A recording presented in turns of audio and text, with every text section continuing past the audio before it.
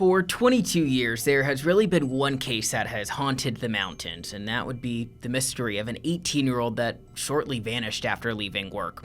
From the get-go, rumors of a lover's triangle to the hiring of a hitman would kick off a circus that would surround the disappearance of Zebb Quinn. In just 15 years after Zebb disappeared, one of the most gruesome murders here in Buncombe County, Western North Carolina. That would be the murder and dismembering of a couple that left the bright lights of Hollywood for the slower-paced mountain town. Now, what connects these two cases? One man, a man that truly held the answers to the questions detectives and the community had for decades. Walking you through this is going to be me, your host, Samir Nafsi, a general assignment and special projects reporter here at WLOS in Asheville, North Carolina. And I'm Holly Hedrick, one of the evening anchors here at WLOS and a Western North Carolina native. Over this limited series podcast, we're going to walk you through the Zebb Quinn disappearance and the murders of the Codds, all leading up to the answers detectives, family members, and of course the community have been searching for. You will hear interviews dating back to when Zebb Quinn first disappeared, to the words his mother said to the man convicted of his murder. This is A Good Kid, the 22-year murder mystery of Zebb Quinn.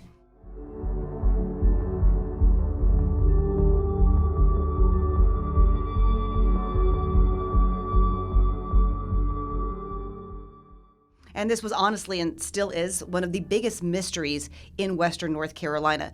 So let's learn a little more about Zebb Quinn, Samir. You know, Holly, the title of this podcast really gives it away. A good kid. That is something you'd hear from anyone who had any type of interaction with Zebb Quinn. It was just how kind-spirited and nice this kid was. He was 18 years old when he disappeared in 2000. He was born in 1981. Pretty average guy. He was about 5'9", 165 pounds. He had brown hair, blue eyes, medium build, just a very average guy. He went to T.C. Robertson High School here in South Asheville, South Buncombe County. He was involved in ROTC, which he really enjoyed. He was very disciplined being involved in the ROTC program. He liked to fish. Again, back then in 2000, fishing was a lot of fun here in the Asheville area, all across Western North Carolina, really, because back then things were much slower paced here. We didn't have all of the tourism and all of the development. We had more mountainous areas and more wooded areas. And keep in mind, Asheville's nestled in the Blue Ridge Mountains, and the Blue Ridge Parkway was a big attraction growing up here. You'd go leaf looking with your parents on the parkway, and you'd hike and you'd camp. Zebb, just like me, was just a kid from the mountains. And one thing you can really tell, I've been in the area for a little over a year, is how close everyone is here. It's a very family-oriented area, and that's something a lot of people said about Zebb, was he was super connected with his mom. They had a tight-knit relationship. Now, what's interesting, for this project, we actually spoke to one of the national reporters who covered the disappearance of Zebb Quinn. That's a man by the name of Brett Forrester. He was working for Spin Magazine at the time when he came here to Asheville, and he met with Zebb's family. He met with detectives, and he also met with a couple other people who played a key part in this investigation. And he also mentioned how close they were, and a lot of people would say Zebb Quinn was a mama's boy and just super close with his mom, Denise. I want to actually go ahead and play a soundbite from an interview we had with Denise, Zebb's mother, where she's just talking about Zebb's personality. Go ahead and take a listen.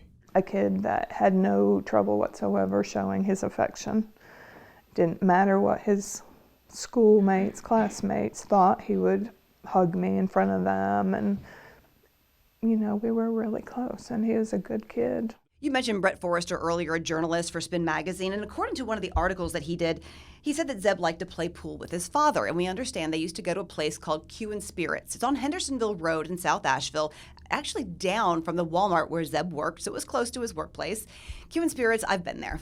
There weren't a whole lot of places to go during that time because there wasn't a lot of commercial development. So the pool hall, the movie theater, that's kind of what you did in the early 2000s. Q & Spirits, quaint little place, your typical pool hall, a little dark inside, bar, but it was really where everybody went to hang out. And it was nice to know that he had that relationship with his dad and he could go play pool there. You mentioned it's just down the road from the Walmart where Zebb Quinn worked. So we know he worked at the Hendersonville Walmart, really a well-beloved employee at that location. But what we know Zebb truly liked about Walmart is that paycheck, right? Sure. Getting paid is always the best part. And Zebb would brag to people about this $450 paycheck he was expecting. Now, what's interesting, and will kind of become important later on in this story, is that this paycheck of $450 is actually going to go towards a vehicle that Zebb was thinking about purchasing, a used vehicle. We also know Zebb Quinn was enrolled at AB Tech, which is a university here in Asheville, a community college.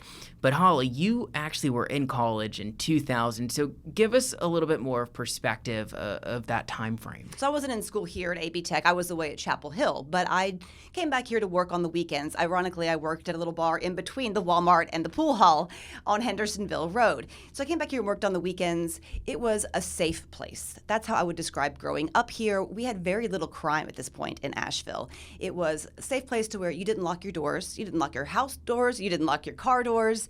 You just felt really good, and everybody was just happy, and until all of a sudden we started seeing these posters show up, and there was this mystery going on, and it started to kind of take that safety net away from those of us growing up here. Which really took a dark turn, especially in this story and Disappearance. So this brings us now to January 2nd of 2000. This marks the disappearance of Zebb Quinn. So we know that Zebb Quinn was working at that Walmart on Hendersonville Road on January 2nd.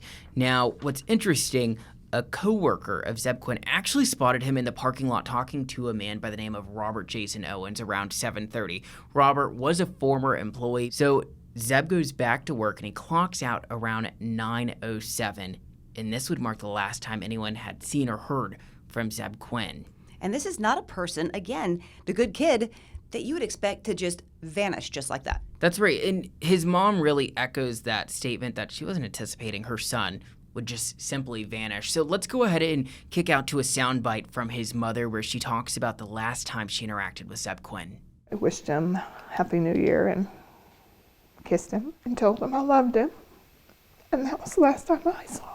Which, of course, is so sad that that's the last time she saw him. Zebb stayed in constant contact with his mom, but he had to be in contact with her via pager because, back then we didn't have caller ID, cell phones, iPads, or any of that. Right. It was such an interesting time, but we know January 2nd when he disappeared, and it was on January 3rd, so just a day after Zebb, the communication stopped between Zebb and his family. His mother issued, or at least filed, a police missing persons report with APD, and that's really where WLOS comes into play. I want to go ahead and play the first interview we ever did on this story. It's with Zebb's maternal grandmother just talking about the possibility if Zebb just took off and ran away.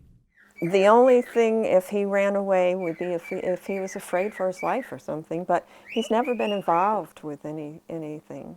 All right, so now it's out. Zebb Quinn is missing. So people at Walmart, at the place he worked in, where he was truly loved by almost everyone there, including shoppers, they start to rally behind this case to help generate attention. And we know the Walmart location actually had this giant poster that they had in their store, and it had Zebb's photo. It indicated that he was missing, and it had his Walmart employee badge that just said Zebb on it. And what was interesting, we did a number of stories just talking with employees there. I also want to note they had these yellow ribbons that they would wear. I don't know why exactly every employee there had it, but it was something attached to Zebb Quinn, and we had it throughout almost all of our reports from the early 2000s in that Walmart. But go ahead and take a listen to an interview we had with one of Zebb's coworkers, and he just actually speaks about people and customers invested in wanting to know what the latest information about Zebb Quinn was. I probably talk to 10 or 15 people a day that ask, how's Zebb? Has anybody heard anything about Zebb? Everybody's worried about him. Zebb's mother obviously is now reaching out to everyone that she possibly can. Listen to this other interview with another one of Zebb's coworkers. His family really misses him. They put a billboard out there on Sweeten Creek. His mom did, and they miss him very much. She's in sometimes shopping. And The billboard was a constant on Sweeten Creek Road. Every time you drive by it, it would remind you of this case, remind you that Zeb was missing, which is what it was intended to do, was to, get people talking. But it was an eerie thing to see, and it stayed up for a really long time. Yeah, it was meant to generate attention for this case. Denise Vlahakis wanted to know what happened to her child. So check this out. She filed that missing persons report on January 3rd, just the day after Zeb Quinn was last seen at work. But what's interesting, she actually put one person down under friend/associate, and that would be a person by the name of Misty Taylor, who would become a pretty important figure in this case. When you search the disappearance of Zeb Quinn, obviously Zeb comes up, but a person by the name of Misty Taylor, a female, comes up, and she would be interviewed and pretty important throughout this case, as well as public opinion when people got a hold of that name. And Misty was somebody that Zeb talked about a lot. They hadn't known each other very long, apparently just a couple weeks prior to his disappearance, which was also interesting that his mother would know her name. And she knew some details about her, too, when she filed this report, right? Yeah, she had a couple things she knew, name, obviously, address, number, and it all boils back to this location of Costa's Kitchen. This is where Zeb first met Misty Taylor, and that relationship actually started to form. And it was formed to where honestly, his coworkers at Walmart were kind of tired of hearing about it. Zeb would go and he would talk about this girl, Misty, that he had some feelings for, and it almost annoyed some people because he talked about her so much. And from our understanding, it was one of Zeb's first crushes. But what's interesting, Samir, she wasn't single. Yeah, that's where the waters really start to murk in this story. Now, Misty Taylor, she had a child at the time to a guy by the name of Wesley Smith. Wesley Smith was the boyfriend. Tell us more about him. Yeah, so Wesley, obviously dating Misty Taylor, they had a child together. Wesley, a painter in the area, he worked for his father, but there was actually a connection with Zeb in this whole thing, excluding Misty Taylor. Wesley and Zeb actually went to the same school. Now, they weren't in the same grade, but they did kind of overlap at the same place of education.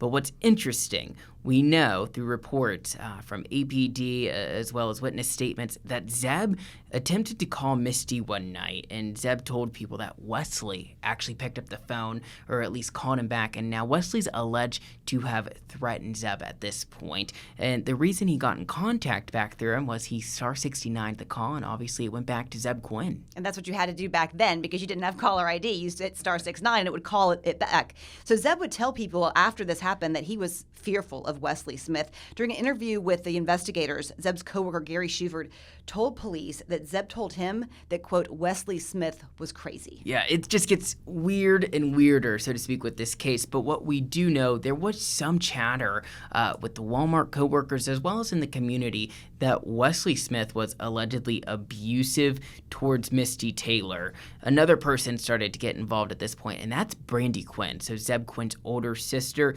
She's alleged to have at one point contacted Misty Taylor asking if she had been in contact with Zeb Quinn. But Misty tells Brandy, she's like, hey, I hadn't been in contact with Zeb. I know nothing about his whereabouts. But Gary told investigators kind of a different story because Misty basically let on that she hadn't been in contact with Zeb Quinn the day he disappeared.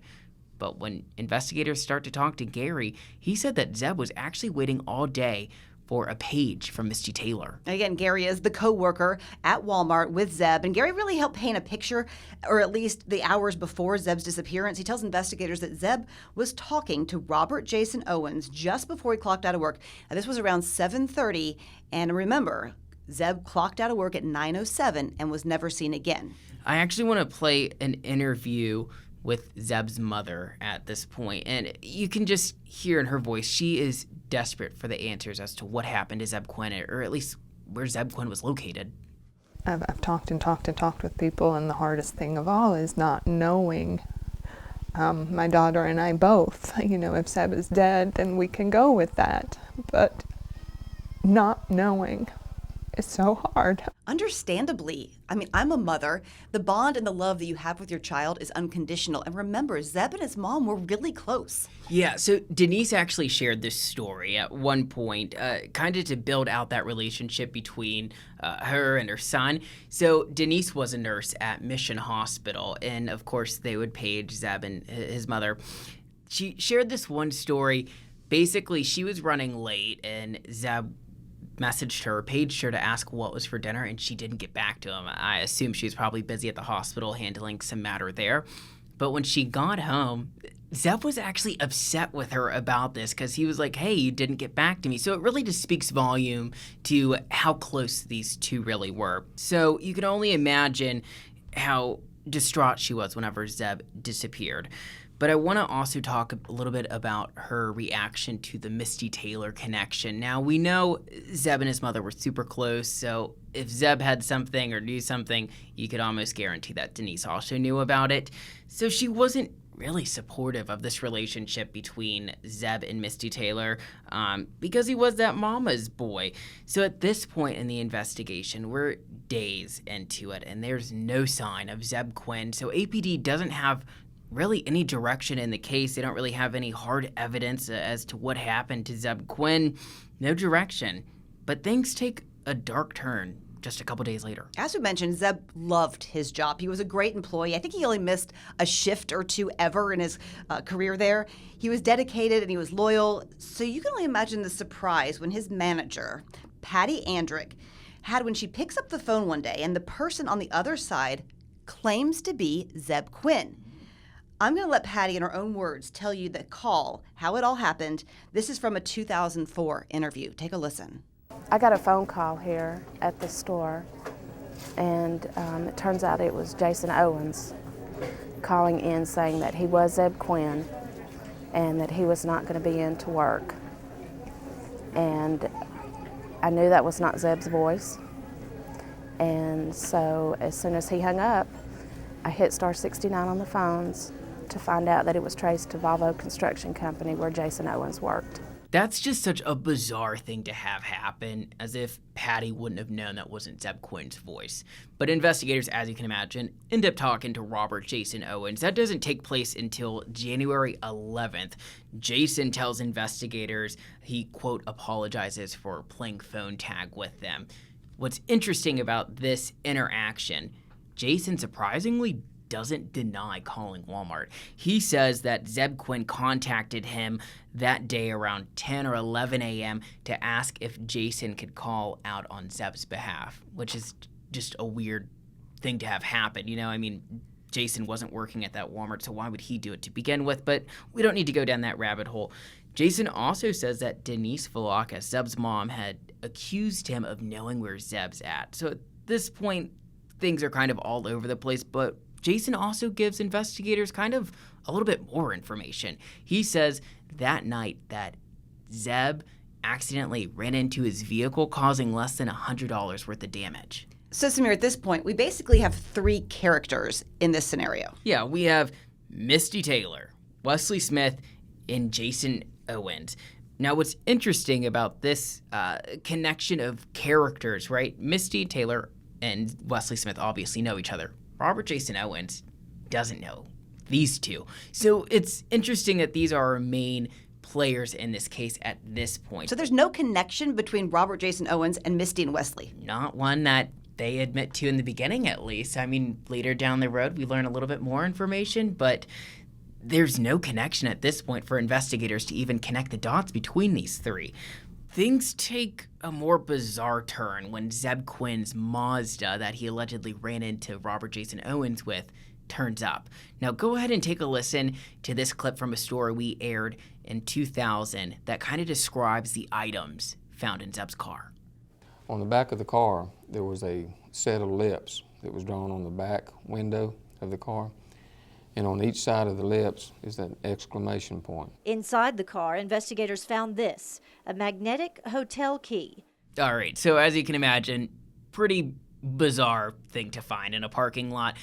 But coming up in our next episode, APD actually releases a sketch of someone they believe was behind the wheel. Samir, though, is it one of our three main characters? You know what? You're going to have to tune in next week to find out if they're one of our main three. Until then, I'm Samir Nafsi. And I'm Holly Hedrick. We hope you enjoyed this episode of A Good Kid, the 22-year murder mystery of Zeb Quinn.